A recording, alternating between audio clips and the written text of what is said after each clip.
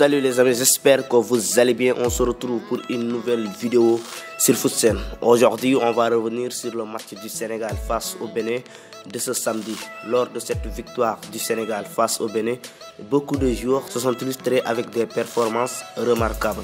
Dans cette vidéo, on va parler de 4 lions qui ont le plus impressionné lors de cette première journée des qualifications de la CAN 2023. Bien vrai que la majorité des joueurs sénégalais ont fait un match correct, il y a des joueurs qui ont été beaucoup plus visibles. Mais avant de démarrer, n'oubliez pas de vous abonner et d'activer la cloche de notification pour ne rater aucune de nos prochaines vidéos.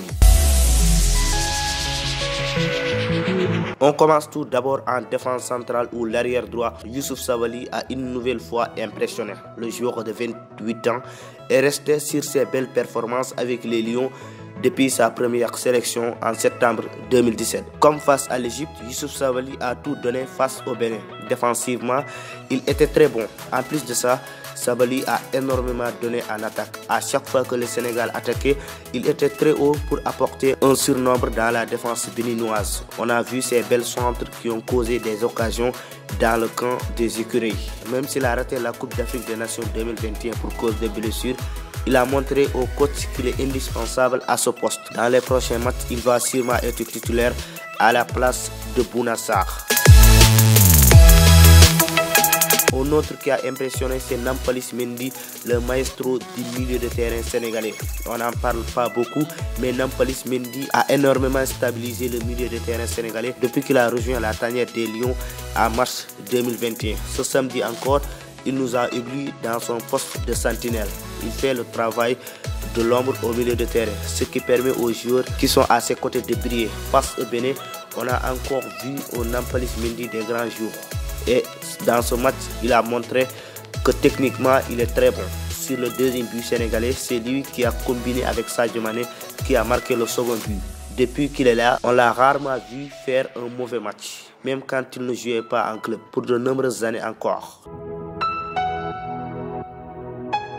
La surprise de cette rencontre est clairement la performance du jeune Pape Matar Sarr au milieu de terrain. Depuis sa première convocation en sélection, Pape Matar Sarr avait très peu joué et il était toujours réclamé par le public sénégalais. Et pour ce match face au Bénin, le coach a décidé de le titulariser dans la surprise générale aux côtés de Nampalys Mendy et de Pape Gueye, laissant sur le banc de touche Idrissa Gana Gueye et Cheikhou Kouyaté. Il a très bien saisi sa chance. Pape Matar Sarr a disputé l'intégralité de la rencontre. C'est lui qui a provoqué le premier penalty du Sénégal dès la 10e minute de jeu. On a encore vu le milieu de terrain messien frapper les coups de pied arrêtés du Sénégal pendant tout le match. Il a pris ses chances de très loin et il a parfois même cadré. Le jeune de 19 ans était toujours disponible auprès de ses coéquipiers. Il a aussi beaucoup donné du côté défensif.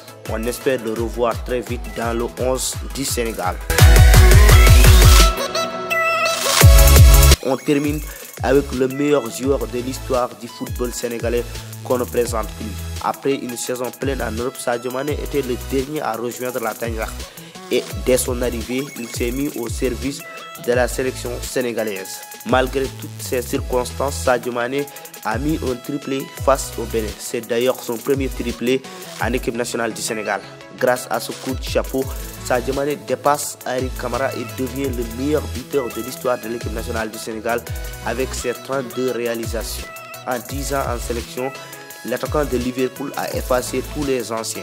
Personne n'a pu résister à Sadio Mané.